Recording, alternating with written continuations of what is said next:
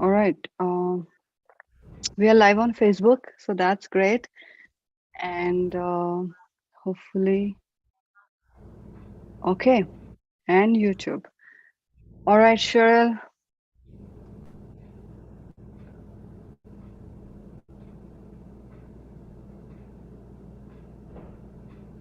Okay, one second. All right. Okay, we can start again now because the YouTube was kind of playing in the background and I could hear myself. So nice to have you back again for episode number 2. Here's Sharon Morris, and she's energy healer. And right now she's also a shaman and she's helping women in tech and in leadership roles recognize their superpower, and that's through energy. So welcome, Cheryl, to episode number 2. Is there anything you want to add to the conversation? First of all, thank you. It was so fun doing episode number 1 with you. Um, it it is that element that we have so much to give. We have so much power within us and knowledge and amazing abilities that we've hidden. We hide from ourselves. And I'm working now in a mastermind type program with women in technology, mainly in security technology and infosec, and also in the world of open source, because those are the tribes that I've been involved with for the last 23 years. And it's so amazing to watch women come up in those journeys. When I started with the tech world about the 23 years ago, very few women. Amazing women, very few. And it's interesting because there are major world-changing tech women from way back, and it's just a good time. So what we're working on with them is getting them to understand how important their intuition is, how important their instinct is, how important trusting how their body is feeling in a conversation or a decision, so that they can make the best decisions and be someone who's looked at as a leader. And it's time for them to be able to move up more. There's a lot going on, but a lot more could be happening. And so that's what we're doing. So welcome to Mind Finds, and I'm happy to talk about energy, your superpower today. Mm-hmm. If anybody is watching us live, please have your comments in the comment section. If you're watching replay, please leave comments too. So I have a question about when we talk about energy is your superpower, Mm-hmm. where do we start? Like, how do we recognize that? Well, I think we've all had a moment where you just sort of felt something was off or something was really on track. You didn't quite know why. You might have followed that feeling on, or you might have just said, oh, it's just me. It's just the day, whatever. Instinct is a major one. And women, both women and men, have all of these ways of working. But, and I don't mean this to sound negative for men, but women are more natural at it. It seems, at least that's what I'm experiencing, but men become amazingly great. It's realizing that you want to check in with how you're receiving information from your body when you are needing to make a big decision, whether it's buying a new app to use personally or for your business, if you're buying a car, if you're whatever that you're bringing in personally or in business that can have a big impact, or it's a big cost, or it will take a lot of your time. And I work a lot with entrepreneurs, women and men both, about listening to these inner voices and being able to take that into consideration, because there's all kinds of people, you know, if you think about buying something or making a big business shift, you're getting all kinds of people around you saying, well, this will be great, this will be awful. And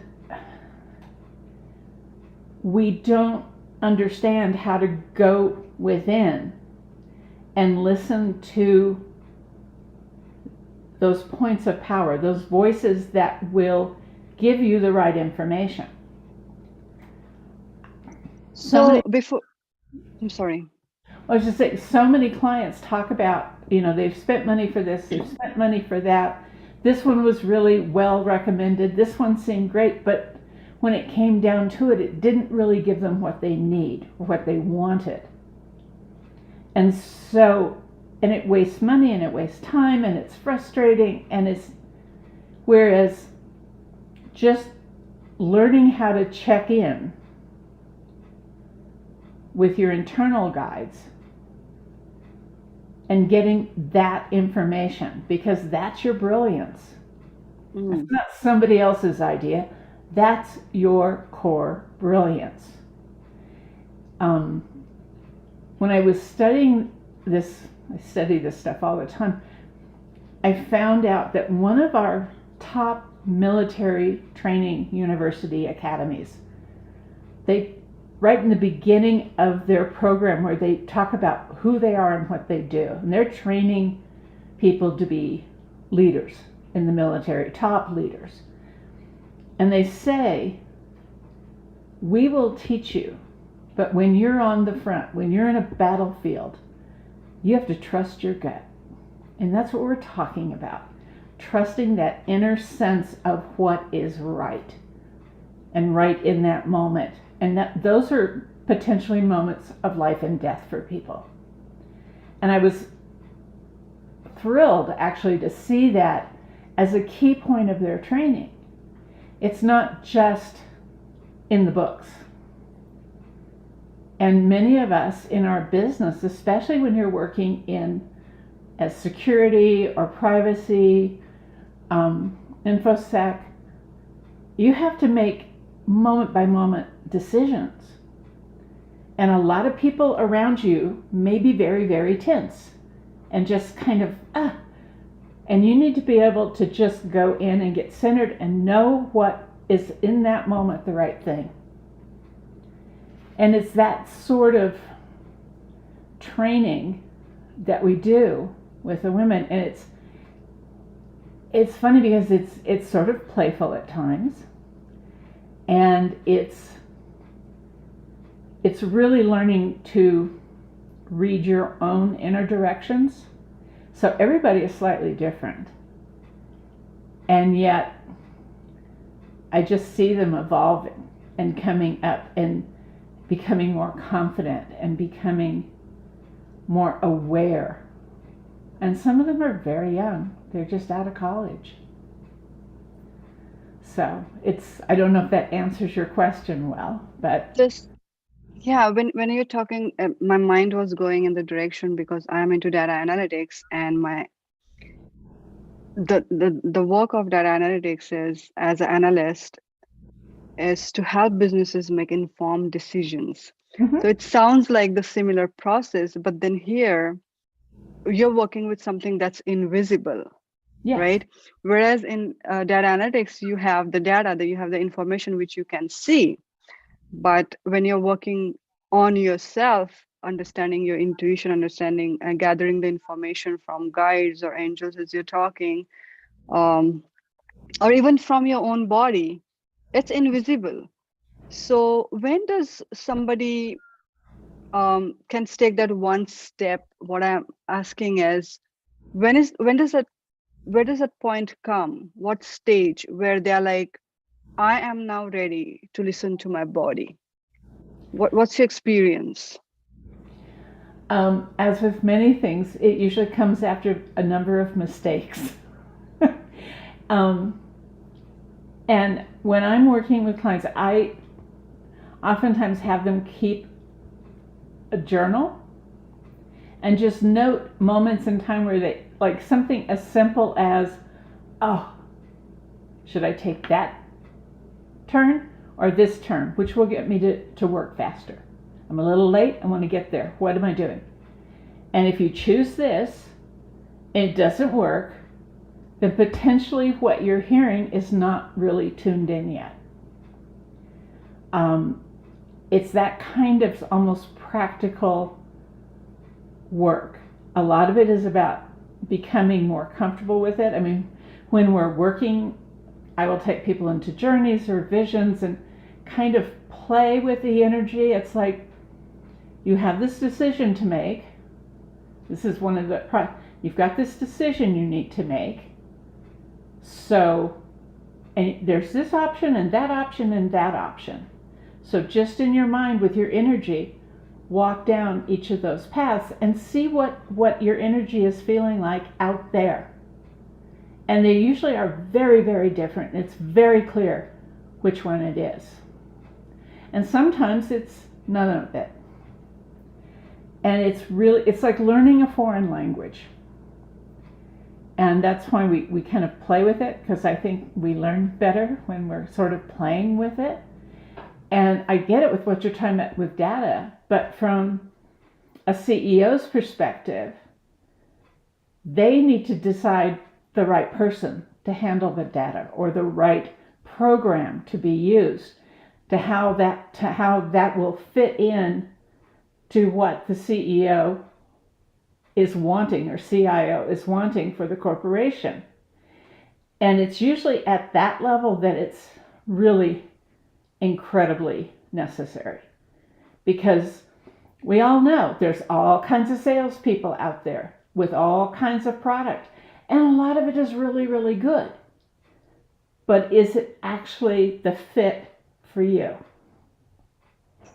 I'm smiling because what I'm hearing is, even though we have data and the information and the facts and everything is presented, it still it comes down to at the personal level to make the decision. Yeah. Yeah. And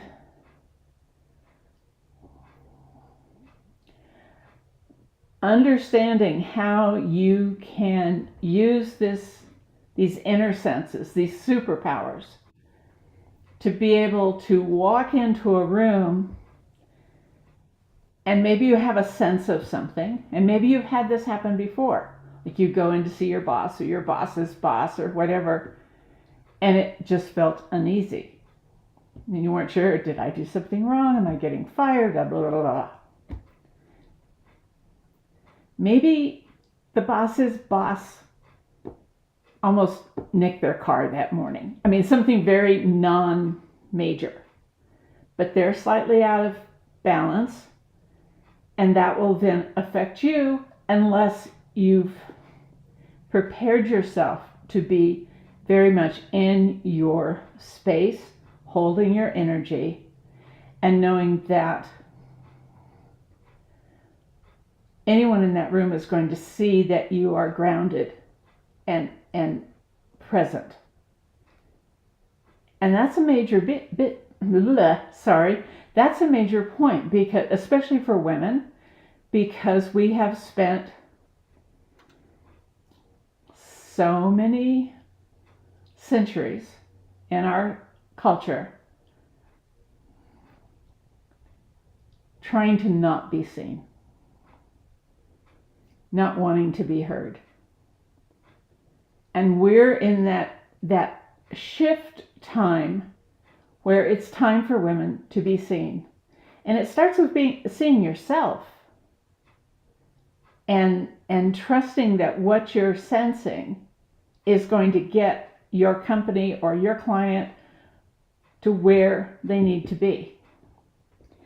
And for the last 23 years that I've been doing tech conferences Mm-hmm.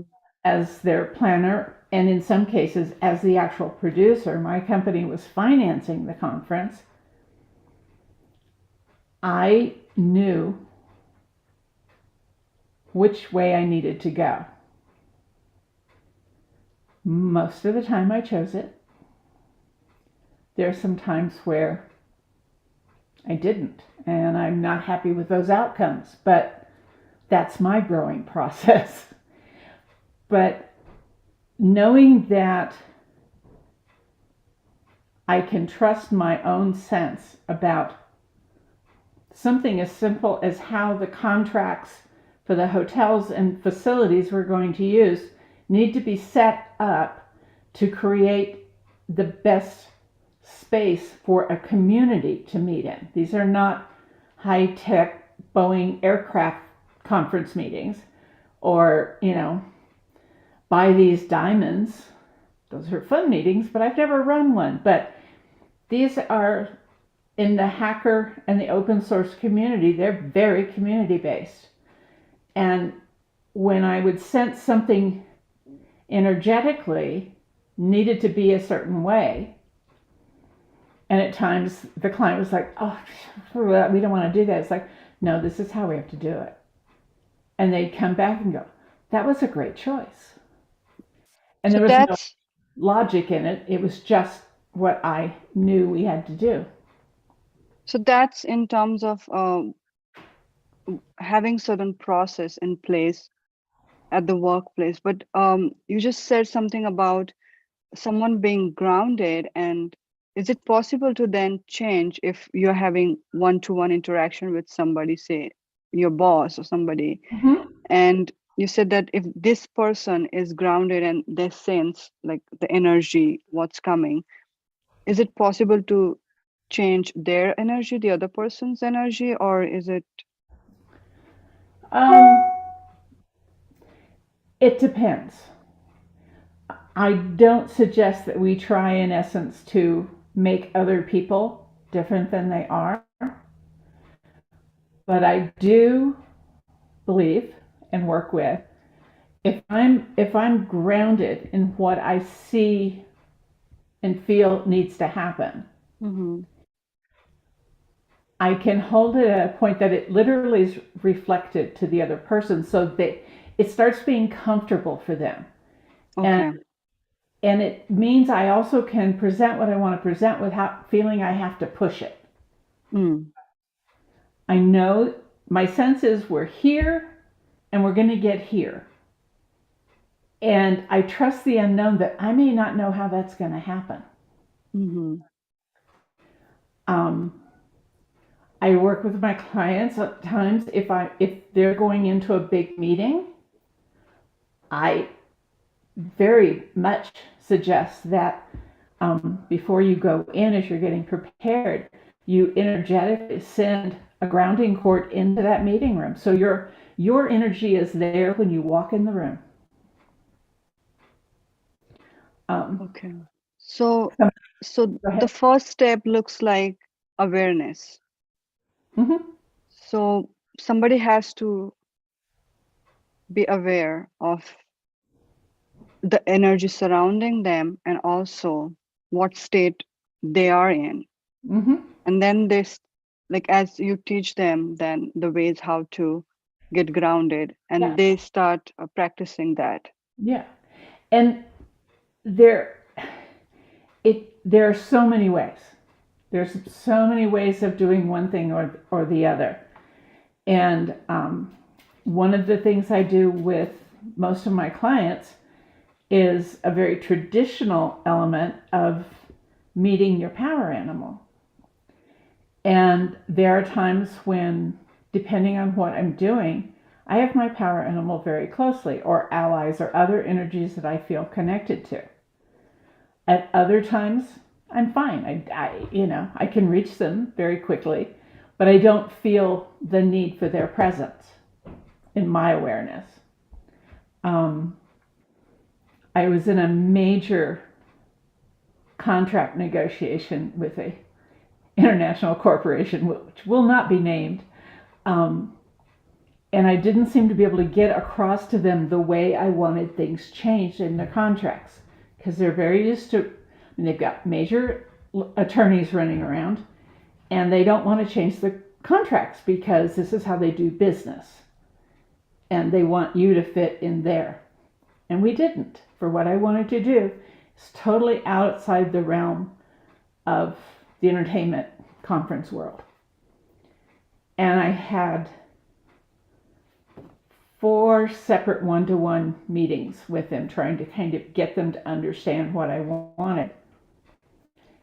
And the last two meetings, I brought my power animal with me. It was just sort of a conscious decision, and I feel it there. And my power animal is way high up on the food chain. And everybody has an animal. Most of us don't know what they are. And That was going to be my next question. Can you talk a bit about power animals? Yeah. Because now you just mentioned high on the food chain, so I'm kind of interested to know, like, where does it start? My power animal is a jaguar. So if you're talking jaguars, lions, elephants, very large animals that can eat almost any other animal, that's the food chain element. Not that you would have them do this. But from my perspective, everyone has a power animal or an energy of an animal. And it's not like, oh, I've always loved horses, so that must be my power animal. It's like, no, they come from very strange points. And so my animal's there. I know he's there. And the person I'm talking to is getting nervous. This is not a nervous person. They run billion-dollar contracts. But it was kind of like, they were just a little skittish. And I don't think it was that they were scared. I think that it caught their attention in a different realm, having that kind of skittish energy from the animal. And they heard what I was asking for. And all of a sudden they were like, oh, if we did what you're talking about, then we would get all this value. And it was like, yeah, this is not a one-sided thing I'm trying to set up here. I'm actually giving you an entirely different way you could approach other conferences that use multiple facilities and need massive amounts of room. This is a different way you could do it. And yeah, I got everything I wanted. So I'm a little more interested in this. So Sure. Are you saying that at personal level, you have that one animal, or can you go through different animals, or is it just one? From my approach, for me, the jaguar is my power animal. But I also I was doing a power animal ceremony with Lynn Andrews in a big, huge hall with a couple of thousand people sitting in chairs, which is not really the way we'd normally do it. And we hadn't brought anything to prep. She just sort of decided in the last minute, like, let's do this. And I'm like, okay. And so I had to drum for the whole thing. And in the middle of it, as I'm facing this audience sitting on the side of the stage, this little deer popped out of my heart. And I'm like trying to stay in rhythm. And I'm like, oh, that's very cute, but could you please go back? Because I'm in front of, And so that sweet little deer shows up at times when I just kind of need to be a little happier or feel a little more loved or think about that moment and feeling this deer pop out of my chest as I'm looking at 1,000+ people, and I'm like, all right, clearly I'm the only one seeing this. This is good, and I just have to keep drumming. I also have an owl, and that came from another experience where I saved an owl's life. It was caught in a trap, and they were like, yeah, so I talked to the people who had trapped it and got them to untrap it. And an owl that's caught in a trap is a really volatile animal because they know their life is on the line. And about a week later, and the owl lost one tendon in the trap. And I was meditating, and this claws came on my shoulders, and I could feel that one of them had a missing tendon, or talon, sorry. And I was just like, okay. And it's not the owl that I saw in real life, but the essence of the owl. And some people have many allies, or by varying names. When I was first learning to do very focused prayer for healing, and we had this healing group for people with AIDS, and we'd meet in this big room, and I wasn't the only one there praying in energy work. There was a bunch of us, but I'd look up and it was like the roof was missing, and there were just beings, animals, and some I recognized, some I didn't. They're just there looking. So the more you open yourself up to it, I think the more the universe puts in front of you. And if you just want to learn a bit, it's not like the world's going to turn upside down for you. I've been working on this for like 50 years now or something, almost that. 40 years. Okay, so if somebody does not have this kind of skills, isn't that something called being clairvoyant, to be able to see? Can still people use their energy without having these abilities? Can they still? And I would actually say that everyone has it. It's just a matter of how, or if you've been able to use it or play with it at all. Children often have it, and then it gets put away. Because, they come in talking about something they saw in the tree or whatever, and mom's like, that's fun, but not really. You didn't really, And so, again, I think everyone has it. It's just how much they're willing to take time and learn and work and trust and realize that it's not a bad thing. It's not there's something wrong.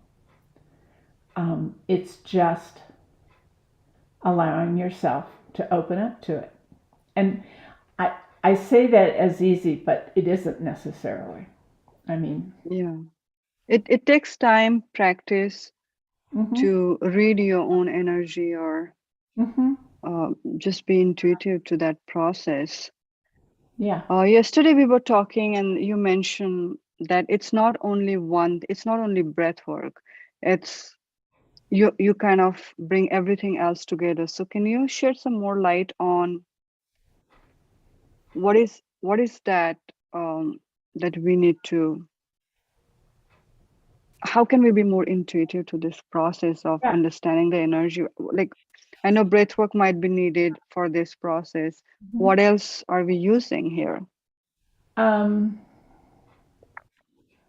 My journey started with beginning to realize the power of our words, which in essence is also the power of our mind.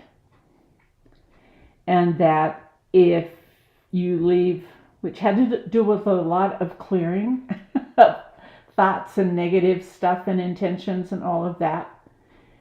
And it was from there that I sort of moved more into the shamanic or the earth energy, emotions, all of that. Because the early part with the minds and words was very mental. That whole entire training now is much more emotional. It's very good. An example, Louise Hay was a practitioner. That was what I was studying.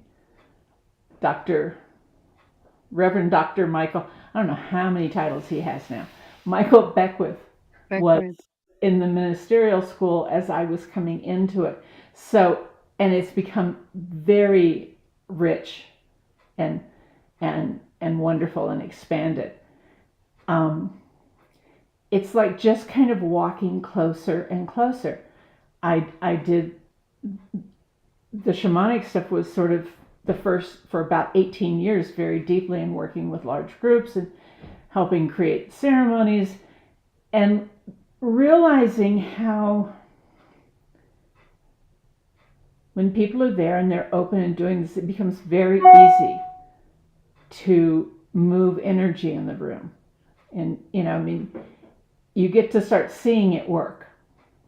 At least that was my element. But at the time, when I started that, I didn't remember dreams. I couldn't vision. And at times I got really frustrated. And when I finally realized I was trying to move into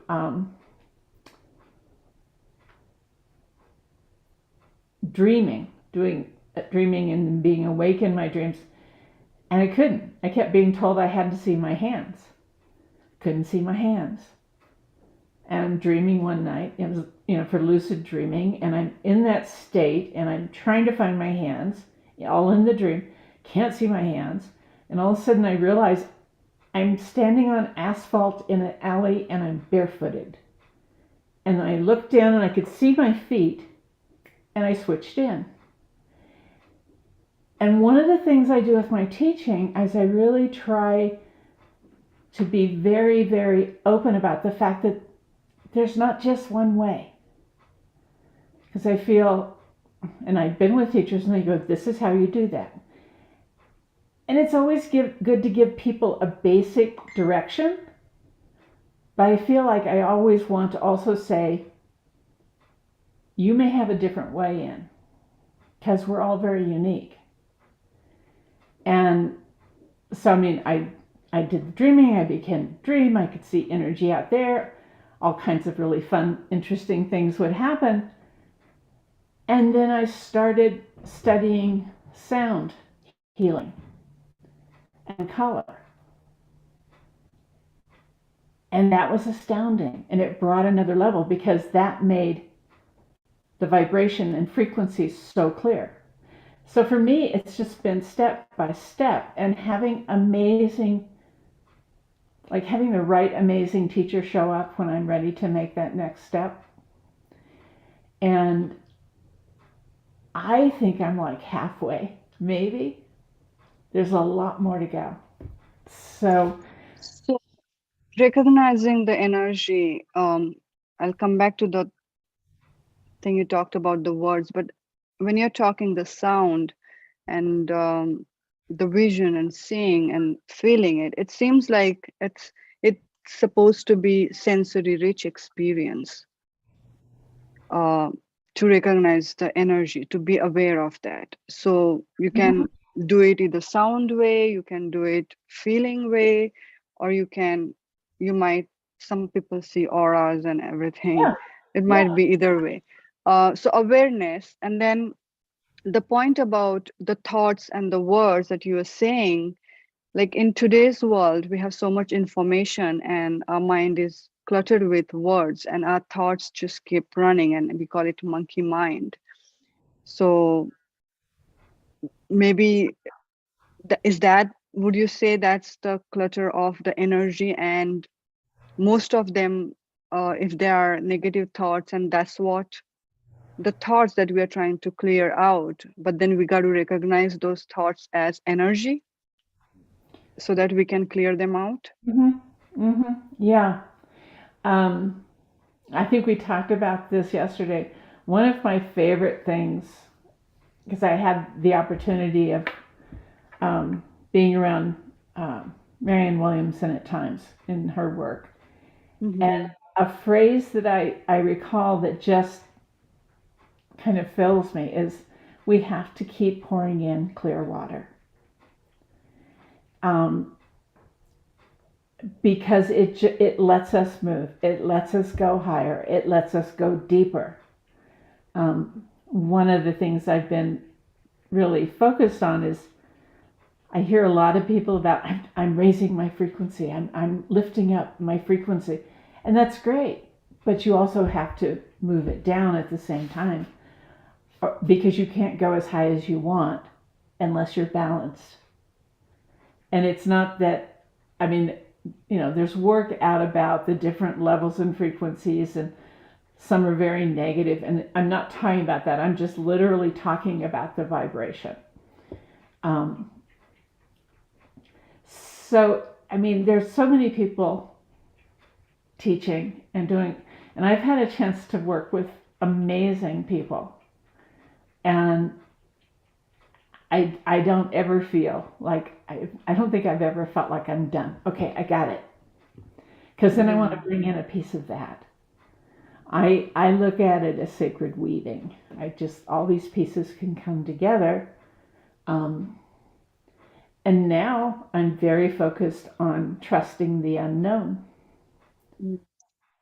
So you're teaching your clients, you're bringing them, like, I know you talk about that.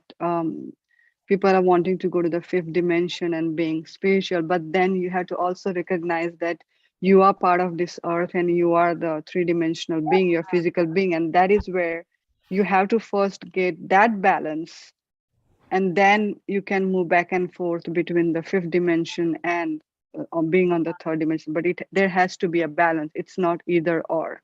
Yeah, that's how I see it. I mean, I love to take clients up and play in the quantum field and meet their quantum self. I love it. But I very well, and I do power animal ceremonies, which are ancient in the quantum field. It feels right to me. And there's an area up there that is the unknown. So let's talk about that. Like, what happens when you recognize your superpower and you go into this unknown energy level or play with the quantum field? Well, right now, I mean, when I go to the quantum field, it's very bright, and I didn't know that I had an experience with the quantum field for about 10 years. And I heard an amazing woman talking about it, and I was like, maybe that was that time I was just sitting in my little bungalow in Santa Monica and asking myself some questions spiritually, and all of a sudden I realized I was not in my mind. I was no longer sitting in the bungalow. I was sitting on the edge of the universe. And I got an answer to my question, and it was like, wow, okay. And then I came back to Santa Monica. For me, it's where it is right now is a very much trusting to what is unfolding. I think there's a deeper presence. Last spring, I had a 7-week training, and every week we would go to the quantum field to do some of the work. And we went up one time, and I'm guiding them through something, and I looked across what has and still is to me this beautiful kind of liquid lake, and what I'm seeing. But then all of a sudden at the end, it was totally black or dark, but not like scary, weird, haunted house black. It was just there. And I didn't really know what it was. I had no calling to move my clients there. It was just, we're right here. And what I got is there will be a time that I will go further with that. Hasn't come about yet, except it's there, and I'm comfortable with it being there, but I know there's something for me to learn. So I have heard a lot of people talk about this, that you can bend reality. I know Vision of Mind Valley has a Yeah. program, Bend Reality, Being Extraordinary. And you just mentioned asking right questions for help, Mm-hmm. and that can help you change your situation, change your reality, right? So how does one get to asking those right questions? What is the mindset change somebody has to do to understand that? I'm not so much sure it's a mind change Okay. as, I mean, the mind is certainly part of it, but for me, again, I think it came in steps, and not that I'm all the way there, but if I look back, learning how to clear my mind, Mm. and again, back in that day, it didn't necessarily last a long time, but I knew how to go back there. I knew how to choose to go back there, and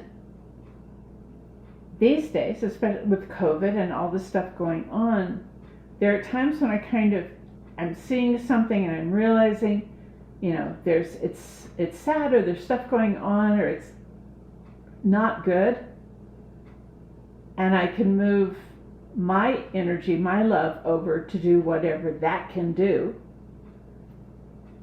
And then there's a conscious choice to not be in that.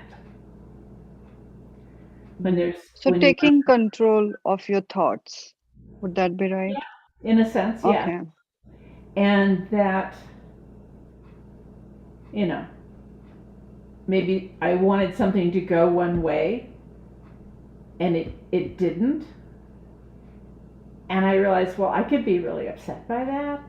I could have this reaction and that reaction, but I'm going to trust that if what I see that I wanted to happen here for this good over here, if this doesn't happen, it's only the universe has a better way to it. So when I sit here and get frustrated and annoyed and ticked off, well, I want it my way. It's like, I don't. I want this outcome here to be its best possible outcome for all involved. So I need to get myself out of the way. Surrendering and letting go. Mm-hmm. Would that be right? Okay. Yeah. And So, realizing, it's a high probability the universe or God or whatever you want to call it mhm. probably has a better idea, and Okay. certainly a wider vision. I may have this great idea right here, but don't realize if I do that, something over here is going to get messed up slightly. So I keep just sort of moving myself back into open. Hmm. So what you're saying, what I'm hearing is recognizing our energy, recognizing our thoughts, and then being aware of what's happening energetically. Mm-hmm. That's where our superpower lies, to create the reality we want or create the things, and then everything sorts out. Well, it's kind of funny. Yes, our superpower lies in us getting out of the way. Hmm. It's like, that's an interesting link to that, because it is. It is, but then it takes a state of acceptance Mm-hmm. for Mm-hmm. somebody to come to that, Yeah. right? And then that is what you do through energy work, is helping your clients first to be aware of what it is, and then how to play with it, and then Mm-hmm. how to imagine another situation, another Yeah. reality, and how Yeah. they can bend it really. Yeah. Um, I taught a practitioner training years ago with a brilliant young man, and someone in the class said, "Well, I just don't get how we let go, how we do this Yeah. thing." And he said, "Well, it's pretty simple. You just take the pencil or pen. Oh, I love this blur thing, and you Hmm. drop it. You just have to stop catching it in midair. Yeah. Very easy to let go. It's a little trickier to not jump down and stop it. And that's that's just a key piece. It's a lot of when I'm teaching stuff, I try to teach it to be fun, as fun. I think a lot of children, especially in your more maybe in native groups, in not such clustered New York City kind of environment, they do stuff that's kind of practicing this. You know, the game that kids play where you put a tiny rock in one hand, you put your hands behind your back, and somebody guesses which hand it's in. Mm-hmm. That's That is that's another topic for discussion. I have heard about remote viewing. yeah. And yeah, that's so once you kind of understand this energy being your superpower, you can do so many things. And the things that probably FBI and CIA people use. Yes, this uh, is true. and like we are just we're just like being kept away from all those abilities, not to recognize that, Well, but which is and possible. and maybe part of our job is to consciously see clear water being poured into those assorted agencies. Like, do your work, expand, do this technology. I mean, I had a couple of years to work with DARPA when I was with DEF CON. Interesting world. Um, they do amazing things. Yeah. And with just a little, maybe those amazing things could be amazing And for the good. isn't that true? Like whatever innovations we get to experience as small gadgets, those are done there first and then brought into our world to use them for our personal use. So interesting. So in Well, essence, go ahead. um, I always found it really fun that in ancient Rome and I think Greece also, that all the gods and goddesses lived up high in this temple, the ruling archangel, whatever's. Anyway, all the gods and goddesses. And the concept they had down on the ground was there wouldn't be a table if the gods hadn't thought of it first. I'm doing a very rough presentation of this, but as I was learning the power of words, that just kind of made me go, oh, yeah. Because when I'm doing that, I'm speaking what I want, and the shift is knowing that it's already so in the universe. In universal mind, it is already done. So, if I'm doing an affirmation, treatment, prayer, whatever you want to call it, for that table, I know it's already there. Because the gods on top of Mount Olympus did it that way too. Yes, and we then our thoughts, our ideas, and then it turns to creation, and then we have it in front of us. Mm-hmm. So, in essence, what I'm learning today through our episode, Energy, Your Superpower, is mostly for people like us who are in the work environment or, personal lives to understand our energy, how it gets changed, be aware of that, and then we can go from stress to not being stressed, just like how you showed. Let it go, drop the pen. So being in that state to do that in seconds, that's our superpower Yeah, to change the energy around us. yeah. Great, awesome. You know, or being in a board meeting where everybody's wanting something different and they're getting very tense and very annoyed, and you can choose to do a little piece of magical meditation that takes about a minute and a half and take you out of it completely because you're caught in their crazy. And they're not going to get anywhere unless someone breaks out and says, by the way, Just to be clear, folks, this is making no sense. And depending on where you are in the hierarchy is how snide you can be about that. But if one person breaks out, likely it starts falling apart, and then you're back. And that's what you're going to do tomorrow in your event. It's a piece of it. And Yeah. yeah, so can you tell our viewers more about it? That's going to happen. Beautiful day, Yes. January 22nd, 22. So tell 10 us more. a.m. Mountain Time, 9 a.m. West Coast, And 12 p.m. Eastern. East Coast. We're going to do a little bit of energy work around grounding and just kind of bring everybody together to create the container for us to work in. We don't know if we're going to have 3 people or 30. It'll be fine, whatever.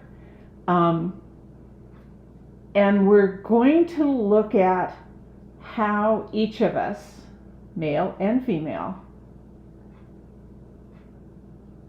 work with their own energies that are feminine and masculine, which has changed drastically in the last 40 years. So it's kind of fun. I've been doing this for years, and it used to be very intense, and now it's kind of like things are getting easier. But again, it's another way to be more focused and conscious of how you're being in the world. Back when I started in film and television as a tech, there were very few women, a whole lot of guys. And I know that I always sort of tried to be sort of as intensely masculine as possible to kind of fit in with the mix. When I went back into working with DEF CON and Black Hat and Apache, again, almost all men, but I didn't have that same reaction. I felt like I could, bringing on the balance of my female energy actually gave me more power in what I was doing. So we're going to play with that a little. Nice. And it's called Magical Tips for practical problems.